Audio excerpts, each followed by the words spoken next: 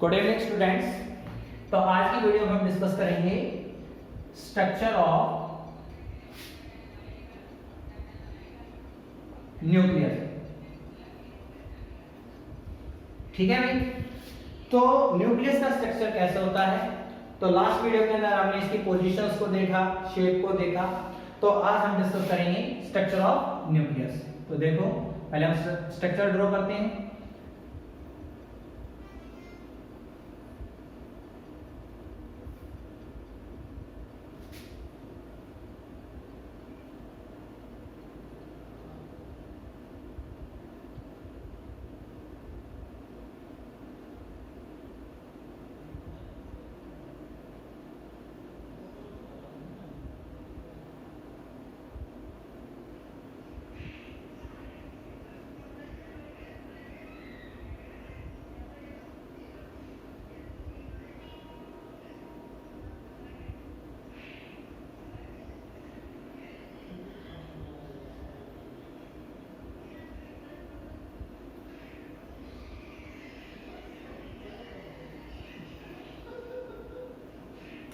ठीक है भाई, तो ये स्ट्रक्चर हमने ड्रॉ किया है।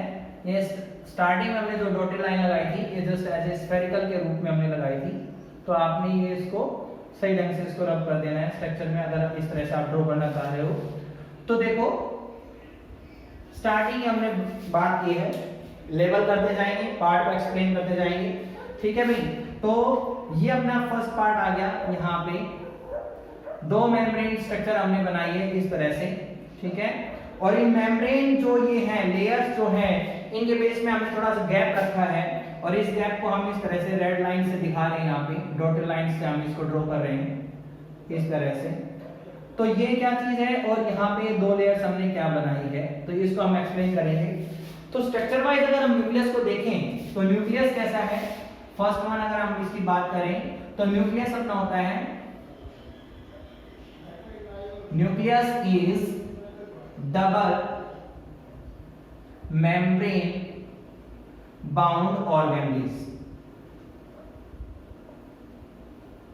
तो ऐसे बहुत कम ऑर्गेनेल्स होते हैं जिनके अंदर दो मेम्ब्रेनस स्ट्रक्चर होता है। अब दो मेम्ब्रेनस स्ट्रक्चर किसके अंदर होता है, और कौन कौन से ऑर्गेनेल्स हैं। तो मोस्टली ये दो या तीन ही ऐसे ऑर्गेनेल्स हैं जिनके अंदर डबल मेम्ब्रेनस स्ट्रक्चर होता है। तो फर्स्ट वन तो अपना कौन सा गया, न्यूक्लियस। इसके अलावा दो स्ट्रक्चर्स और होते हैं, सेल ऑर्गेनेल्स और होते हैं, जिनका नाम होता है, फर्स्ट का नाम अगर हम बात करें माइटोकॉन्ड्रिया, और सेकेंड की अगर हम बात करें तो क्लोरोप्लास्ट। ये दो ऑर्गेनेल्स और हैं जिनके अंदर डबल मेम्ब्रेनस बाउंड ऑर्गेनेल्स ये होते हैं, दो मेम्ब्रेनस लेयर्स कवरिंग होती है। बाकी सिंगल लेयर्ड भी होते हैं और कुछ विदाउट लेयर्स के भी होते हैं। तो ये जो ऑर्गेनेल्स हैं, न्यूक्लियस की अगर हमने बात की यहाँ पे, और माइटोकॉन्ड्रिया और क्लोरोप्लास्ट की, ये तीन ऐसे ऑर्गेनेल्स हैं जो कहां पे एब्सेंट रहते हैं। They are absent in prokaryotic cells. ये पहचान भी, ये डिफरेंसेस भी है कि जो प्रोकैरियोटिक सेल्स होती हैं उनके अंदर ये दोनों चीजें क्या रहती हैं, तीनों जो मेम्ब्रेनस बाउंड ऑर्गेनेल्स हैं वो एब्सेंट रहती हैं। और इसके अलावा न्यूक्लियस उनके अंदर होता ही नहीं है, सिर्फ यूकैरियोटिक सेल्स के अंदर होता है। तो ये तो हो गए दो लेयर्स। अब जो अपनी पहली लेयर्स है, ये बाहर की साइड जो सबसे आउटर मोस्ट लेयर है, उसे हम क्या कह सकते हैं, outer layer. Outer nuclear membrane भी हम कह सकते हैं, या सिंपल आउटर लेयर्स हम लिख सकते हैं, आउटर लेयर। जो अंदर की साइड है, सेकेंड लेयर है, उसका नाम होता है इनर लेयर, या इनर न्यूक्लियर मेम्ब्रेन भी हम कह सकते हैं, क्योंकि डबल मेम्ब्रेनस बाउंड ऑर्गेनेल्स हैं। अब इनके बीच में देखो गैप है, ये जो गैप है यहाँ पे इस तरह से, ये जो कैविटी है ये हमने दिखाई है यहाँ पे। तो ये क्या है, ये स्पेस होता है, फ्री स्पेस है, खाली स्पेस है, होलो कैविटी होती है, इसलिए इसका नाम देते हैं हम nuclear space, pre nuclear space. क्या कह सकते हैं इसको हम, प्री न्यूक्लियर स्पेस। ठीक है भाई, ये इसके अंदर एन का मतलब है न्यूक्लियर। तो प्री न्यूक्लियर स्पेस यहाँ पे प्रेजेंट रहता है। और जो हमने रेड लाइन से डॉट की है, तो इनको हम मेनली क्या कहते हैं, इनको हम कहते हैं न्यूक्लियर पोर। क्या कहते हैं इनको हम, न्यूक्लियर पोर्स कहा जाता है। जैसे स्किन के अंदर छोटे छोटे छिद्र होते हैं, पोर्स होते हैं जिनसे फैट्स रिलीज होते रहते हैं, ऐसे ही न्यूक्लियर मेम्ब्रेन के बीच में भी बहुत सारे पोर्स होते हैं। ये हो सकते हैं किसी भी सेल के अंदर 1000 से लेके 10,000 की नंबर्स।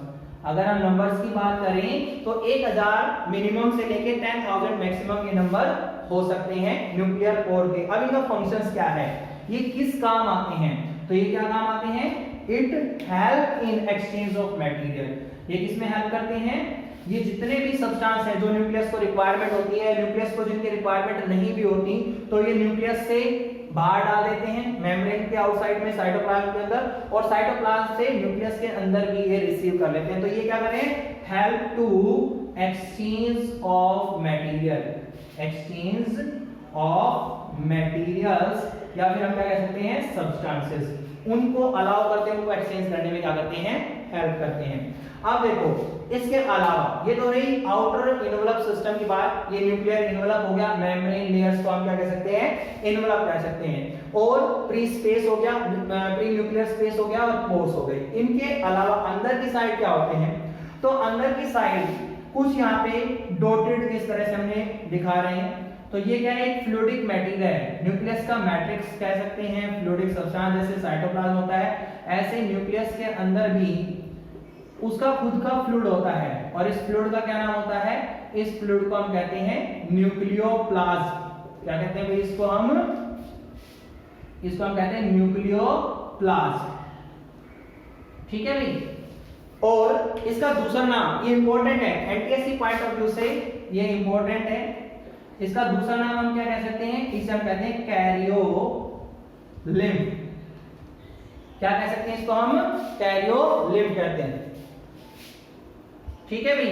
और nucleus is also known as karyon, इसलिए न्यूक्लियस का नाम भी क्या पड़ा है, कैरियन, ठीक है। कैरियन भी हम कह सकते हैं, कैरियोकाइनेसिस जैसे सेल डिवीजन में आता है, साइटोकाइनेसिस, कैरियोकाइनेसिस। कैरियोकाइनेसिस का मतलब होता है डिवीजन ऑफ न्यूक्लियाई, न्यूक्लियस का डिवीजन होना, दो और न्यूक्लियस का बनना। ऐसे ही होता है साइटोकाइनेसिस, डिवीजन ऑफ साइटोप्लाज्म, तो इसको हम कैरियन भी बोलते हैं और इसको कैरियन लिंक कहते हैं। अब ये जो फ्लूइड होता है इसके अंदर सबसे ज्यादा अमाउंट में क्या होते हैं, मैग्नीशियम, मैग्नीज, पैक्टेट सब्सटेंस भी होते हैं कुछ अमाउंट्स में, ठीक है, कैल्शियम भी इसके अंदर प्रेजेंट रहता है, और राइबोसोम्स भी होते हैं, ठीक है, कुछ अमाउंट में एमआरएनए, टीआरएनए, और साथ में अपने आरआरएनए भी प्रेजेंट रहते हैं जो एनर्जी प्रोवाइड करते हैं, प्रोटीन सिंथेसिस में हेल्प करते हैं। एक यहाँ पे सेंट्रल पार्ट रहता है इस तरह से जो हमने दिखाया है, ये सब्सटेंस, तो इसका क्या नाम होता है, इस स्ट्रक्चरल सब्सटेंस को हम कहते हैं न्यूक्लियोलस। इंपॉर्टेंट चीज है न्यूक्लियोलस। अब ये न्यूक्लियोलस है, ये एक स्फेरिकल बॉडी होता है, न्यूक्लियस के अंदर एक न्यूक्लियस जैसा अपीयरेंस दे रहा है। ये न्यूक्लियस की सबसे पहले डिस्कवरी जो थी, डिस्कवरी किसने की थी भाई, ये की थी फोंटैना, एक साइंटिस्ट थे जिनका नाम था फोंटैना, इन्होंने इसकी डिस्कवरी की। और न्यूक्लियोलस के अंदर भी क्या होते हैं, क्रोमेटिन फाइबर्स होते हैं, क्रोमेटिन फाइबर्स प्रेजेंट रहते हैं, ठीक है। इसके अलावा कुछ अमाउंट्स में जो है राइबोसोम्स वो भी प्रेजेंट रहते हैं जो प्रोटीन सिंथेसिस में हेल्प करते हैं, और जो क्रोमेटिन फाइबर होते हैं वो इनको स्ट्रेंथ प्रोवाइड करते हैं, ठीक है। साथ में क्रोमेटिन फाइबर जो है तो सिस्टर क्रोमेटाइड्स के दौरान वो भी हेल्प करते हैं, क्रोमोसोम बनने की प्रोसेस में ये हेल्प करते हैं, तो न्यूक्लियोलस प्रेजेंट रहता है। इसके अलावा यहाँ पे इस तरह से थ्रेड लाइक स्ट्रक्चर्स बहुत ज्यादा अमाउंट्स में प्रेजेंट रहती हैं, इस तरह से, लाइक दिस, इस तरह से। तो ये जो स्ट्रक्चर है इनका क्या नाम होता है, इन्हें हम कहते हैं क्रोमेटिन। क्या कहते हैं इनको हम कहते हैं क्रोमेटिन। अब ये जो क्रोमेटिन है ये स्कैफोल्ड हो जाते हैं, और स्कैफोल्ड होने के बाद ये किसकी फॉर्मेशन करते हैं, ये फॉर्मेशन करते हैं क्रोमोसोम की, जिनके ऊपर जीन्स लाइज करते हैं। इनके अंदर डीएनए होते हैं, आरएनए होते हैं, डीएनए और आरएनए जो रेप्लिकेशंस में हेल्प करते हैं, नए न्यूक्लियस को बनने में हेल्प करते हैं। तो जो क्रोमेटिन्स होते हैं या क्रोमोसोम्स, डीएनए की हम बात कर रहे हैं, they are help in cell cycle. ये किसमें हेल्प करते हैं, हेल्प इन सेल साइकिल। और सेल साइकिल क्या होती है, जब एक सेल अपने जैसी दो डॉटर सेल्स बनाती है, तो ये किसमें हेल्प कर सकते हैं, it also help in reproduction. Reproductions में हेल्प करते हैं, नई सेल बनने में क्या कर रही है, हेल्प कर रहे हैं। ठीक है, तो ये क्या होते हैं, इनके अंदर क्रोमेटिन होते हैं जो स्कैफोल्ड हो जाते हैं लूप के रूप में और क्रोमोसोम्स से क्या करते हैं, फॉर्मेशंस करते हैं।